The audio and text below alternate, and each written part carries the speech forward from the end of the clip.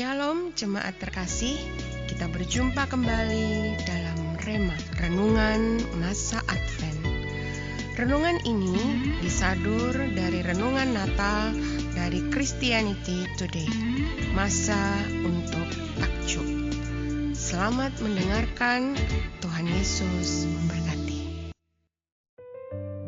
Renungan hari ini dengan tema sebuah janji dalam kegelapan. Diambil dari Yesaya pasal yang ke-9 ayat 1 sampai yang ke-5. Demikian bunyi firman Tuhan. Bangsa yang berjalan dalam kegelapan telah melihat terang yang besar. Mereka yang diam di negeri kekelaman, atasnya terang telah bersinar. Engkau telah menimbulkan banyak sorak-sorak dan sukacita yang besar.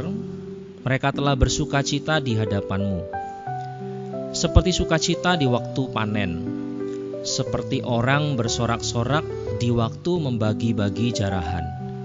Sebab kuk yang menekannya dan gandar yang di atas bahunya, serta tongkat si penindas telah kau patahkan seperti pada hari kekalahan Midian. Sebab setiap sepatu tentara yang berderap-derap dan setiap jubah yang berlumuran darah akan menjadi umpan api. Sebab seorang anak telah lahir untuk kita, seorang putra telah diberikan untuk kita. Lambang pemerintahan ada di atas bahunya, dan namanya disebutkan orang, penasihat ajaib, Allah yang perkasa, Bapa yang kekal, Raja damai.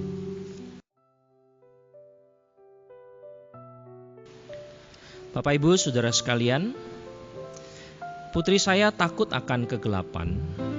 Jadi sebagai orang yang dewasa, yang rasional, yang seharusnya tahu bahwa tidak ada hal yang perlu ditakutkan saat kita mematikan lampu, saya mencoba meredakan tangisnya dengan akal sehat. Namun, apapun yang saya katakan tetap saja tidak berhasil. Satu-satunya penawar yang dapat membuatnya tenang adalah kepastian akan kehadiran saya. Jangan khawatir, Papa di sini bersamamu. Jadi saya pun duduk di sampingnya dan menunggu ia tertidur lelap. Bersamaan dengan itu saya bertanya-tanya, apa yang membuat malam begitu menakutkan? Bukan hanya bagi anak-anak kami, tetapi juga bagi kita semua. Sejak permulaan, umat manusia takut akan kegelapan dalam berbagai bentuknya, seperti yang terlihat jelas dalam epos-epos nenek moyang kita di sepanjang lika-liku sejarah. Saya juga menjadi takut akan kegelapan dalam cengkraman penyakit kronis yang hampir merenggut nyawa saya pada tahun 2021. Ketika sepsis menggerogoti tubuh saya yang rapuh setelah operasi yang gagal. Jadi mungkin ketakutan anak-anak kita akan kegelapan bukanlah tanpa alasan, melainkan ini adalah rasa takut pertama yang kita sebagai orang dewasa ketahui sebagai kecemasan nyata yang membuat kita terjaga di malam hari. Kamar anak-anak yang gelap menjadi pertanda kejahatan yang tidak banyak mereka ketahui. Karena bayangan main-mainan yang dulunya akrab dengan mereka kini menjadi pertanda kehancuran. Hari ketika kekosongan imajinatif ini menjadi sesuatu yang nyata adalah hari di mana anak-anak kita belajar seperti kita yang telah mendahului mereka, bahwa memang ada di sisi lain dari kehidupan, baik dan jahat, kedamaian dan perang, sehat dan sakit, hidup dan mati. Yesaya, nabi yang memberitakan kabar mesianik dalam Alkitab, mengetahui tentang kegelapan ini. Tetapi terlepas dari jubah hitam kekacauan dan perang yang mengelilinginya, dia mengantisipasi sisi lain yang jauh lebih besar, terang yang akan datang dengan huruf T kapital. Karena terang ini akan hadir sebagai bayi dan selamanya akan menebus sisi gelap dari kehidupan. Yesaya menubuatkan, sebab seorang anak telah lahir untuk kita, seorang putra telah diberikan untuk kita. Penasihat ajaib, Allah yang perkasa, Bapa yang kekal, Raja damai. Yesaya 9 ayat 5. Terang ini akan membawa keadilan, kebenaran, dan damai sejahtera yang tidak akan berkesudahan. Ayat 6.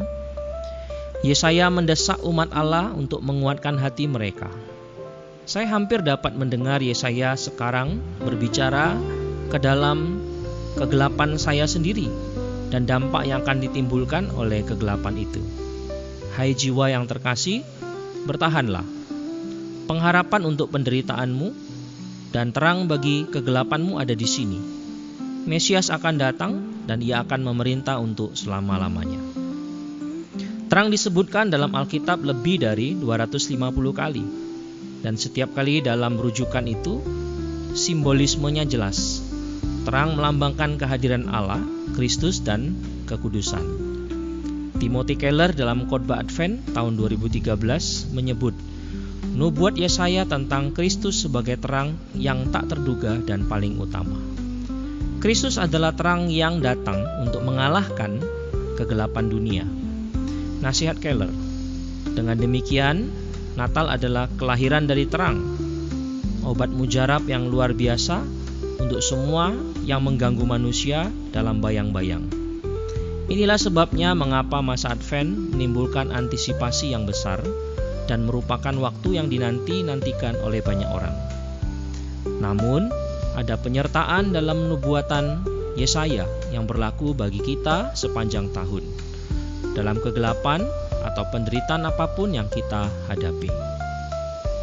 Saya bertanya kepada putri saya tentang apa yang ada di dalam diri saya yang menolong dia mengatasi rasa takutnya terhadap kegelapan, dan dia menjawab, kehadiran Papa mengatasi rasa kesendirianku. Kita mungkin tidak jauh berbeda dari anak-anak kita. Jika kita menghadapi kegelapan itu sendirian, ada alasan untuk merasa sangat takut. Akan tetapi jika kita percaya pada penyertaan Kristus, pada janjinya, aku akan di sini bersamamu, maka kita pun akan menemukan alasan untuk bernafas lega di dalam kegelapan, sehingga kita dapat tidur dan bermimpi, lalu menantikan datangnya terang yang besar.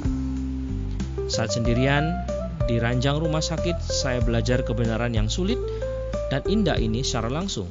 Kita memang harus menanggung kegelapan yang luar biasa di dunia ini, tetapi kita juga mengenal Sang Pembawa segala terang. Seperti yang tertulis dalam Yohanes 1 ayat 4 dan 5, dalam Dia ada hidup, dan hidup itu adalah terang manusia. Terang itu bercahaya di dalam kegelapan, dan kegelapan itu tidak menguasainya. Saudara sekalian, Yesaya menubuatkan tentang terang yang akan datang, yaitu Yesus Kristus, yang akan membawa keadilan, kebenaran, dan damai sejahtera. Bagaimana Yesus menggenapi janji-janji ini dalam hidup Anda atau di dunia sekitar Anda? Renungkan saat-saat ketika Anda atau seseorang yang Anda kenal mengalami ketakutan atau kecemasan, baik dalam kegelapan secara harafiah maupun dalam kehidupan secara metaforis. Bagaimana hadirat Tuhan mendatangkan damai sejahtera dalam situasi itu. Amin. Terima kasih telah mendengarkan renungan hari ini. Tuhan Yesus menyertai kita.